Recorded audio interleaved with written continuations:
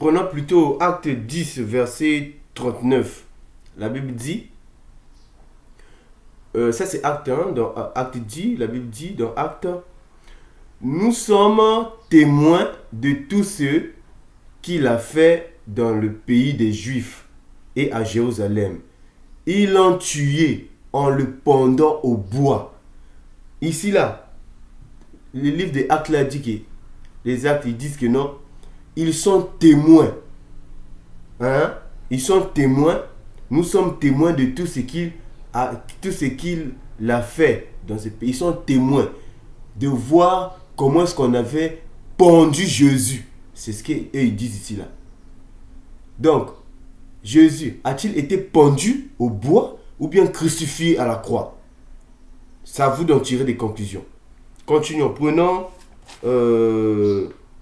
Jean 19, verset 20. Jean 19, verset 20.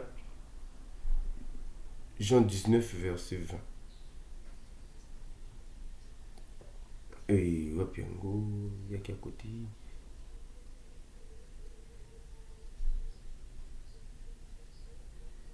Jean 19, le verset 20. Voilà, la Bible dit dans Jean 19, le verset 20, la Bible dit, beaucoup de Juifs lurent cette inscription parce que le lieu où Jésus fut crucifié était près de la ville. Elle était en hébreu, en grec et en latin. Ici, là, on nous dit encore que non, que Jésus de la Bible, il a été crucifié. Alors que les versets qu'on vient de lire là, on nous dit qu'il a été pendu. On prend laquelle? On prend lequel verset entre les deux? C'est à vous d'en tirer les conclusions. Prenons encore Jean 19, verset 23, seulement en bas, la Bible dit,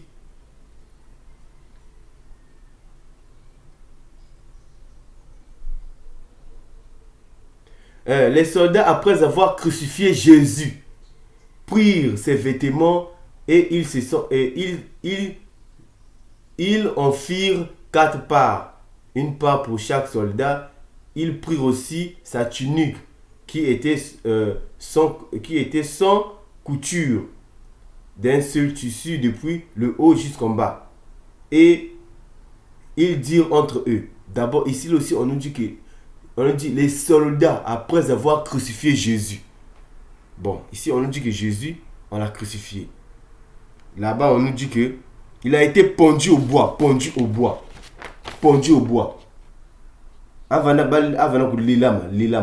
ne sais pas dire son lingala. Il était pendu au bois. On l'a pendu au bois. Ou bien on l'a crucifié. C'est à vous d'en tirer les conclusions. Je termine. 1 Corinthiens 1, verset 13.